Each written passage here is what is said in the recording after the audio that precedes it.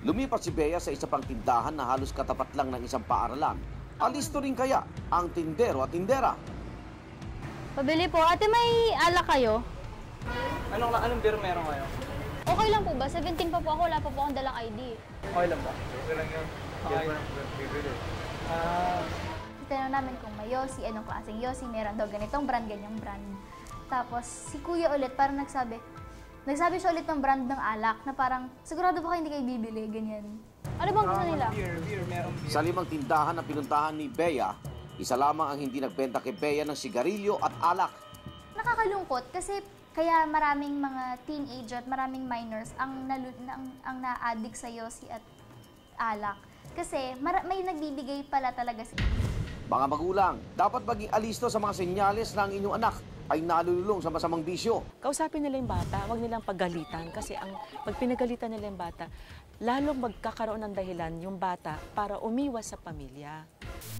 Tandaan na kaliwat ka ng sakit ang maaaring makuha ng isang batang maagang nalulong sa bisyo. Cancer sa baga o kahit na anong cancer sa iba't ibang parte ng katawan. Kasi remember, ang cancer na makukuha mo sa paninigarilyo and even second-hand smoke, no? Hindi lang cancer, kundi pwedeng cancer sa bibig, cancer sa lalamunan, no? Cancer sa sikmura, colon, pancreas, bladder.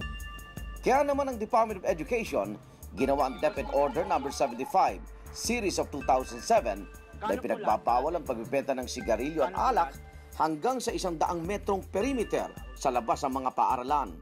Mahigpit na ipinagbabawal ng ating kagawar ng edukasyon ang anumang uri ng alkohol o pagkonsumo ng anumang uri ng alkohol or alcoholic drinks at paninigarilyo ng ating mga mag-aaral saan man lugar, lalong-lalo na sa tinatawag nating within school premises.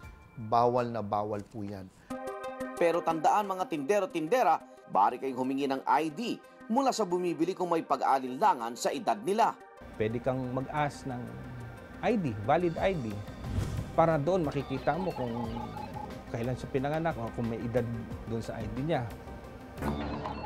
Kung sakaling may makita kayong tindahan na nagbebenta ng sigarilyo o alak sa mga minor de edad, maaari kayong lumapit sa inyong barangay o lokal na pamahalaan.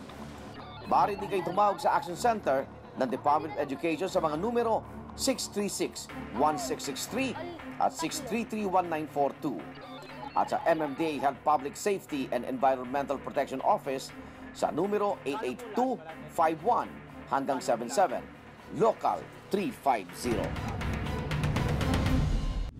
Igan, kung meron kayong video ng modus, aksidente o anumang problemang may kinalaman sa kaligtasan at seguridad, idulog at ipadala ito sa aming email address alisto@gmailnetwork.com. Magandang hapon, ako naman Arnold Glavio, hindi ka biktima, maging alisto!